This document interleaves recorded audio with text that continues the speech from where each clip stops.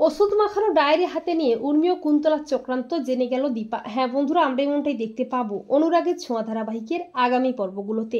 সেনগুপ্ত বাড়ির সবাই মিলে দীপাকে চরম অপমান করে তাড়িয়ে দেয়, আর সূর্যের অস্পষ্টভাবে মনে পড়ে দীপার কথা। কিন্তু উর্মি ওষুধ মাখানো ডায়েরিটা সূর্যের হাতে দিয়ে সূর্যকে আরো অসুস্থ করে দেয়, আর দীপাকে সবটা জানিয়ে দেয়। পরদিন দীপা একটা বিজনেস মিটিং এর আয়োজন করে। জয়া সূর্যকে নিয়ে দীপার অফিসে যায়, সোনা ও উর্মিও যায়, এমনকি কুন্তলাও যায়। অফিসে মিটিং রুমে গিয়ে দীপাকে দেখে সূর্যের চেনা চেনা মনে হয়, কিন্তু উর্মি আবারও সূর্যের হাতে সেই ওষুধ মেশানো ডায়েরিটা তুলে দেয়। সূর্য আবারও মুহূর্তের মধ্যে অসুস্থ হয়ে পড়ে। দীপা মনে মনে ভাবে, ওই ডায়েরিতে কি এমন আছে যে ডায়েরিটা হাতে নেওয়া মাত্র ডাক্তারবাবু এতটা অসুস্থ হয়ে পড়লো? আমাকে জানতেই হবে। এরপর দীপা লাঞ্চ টাইমে সুযোগ বুঝে উর্মির ওষুধ মেশানো ডায়েরিটা নিয়ে নেয়। দীপা অবিনাশকে দিয়ে ডায়েরিটা ল্যাবে পাঠায় টেস্ট করতে।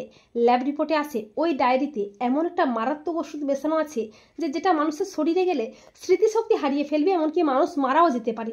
তা শুনে দীপা চমকে ওঠে। এরপর উর্মি ডায়েরিটা কোথাও না খুঁজে পেয়ে অস্থির হয়ে ওঠে। দীপা বলে, কি রে, কি খুঁজছিস এত অস্থির হয়ে? আর তোকে তো নার্ভাসই বা লাগছে কেন? দীপা ডায়েরিটা দেখিয়ে বলে, কি রে, এই ওষুধ মাখানো ডায়েরিটা খুঁজছিস তো? উর্মি আমতামতা করে বলে, ওই ডায়েরিটা তোর কাছে কেন? দীপা বলে, এই ওষুধ মাখানো ডায়েরি দিয়ে ডাক্তারবাবুকে আরো অসুস্থ করে তুলছিস, তাই না?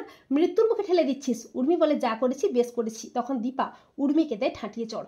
দীপা বলে, শয়তান, তোকে আমি নিজের হাতে শেষ করব। তো বন্ধুরা, তোমরাও এটাই চাও তো যে ওষুধ মাখানো ডায়েরি হাতে নিয়ে উর্মি ও কুন্তলা চক্রান্তের জন্য জানতে পারে দীপা? কমেন্ট করে এক্ষুনি জানিয়ে দাও তোমাদের মতামতটি।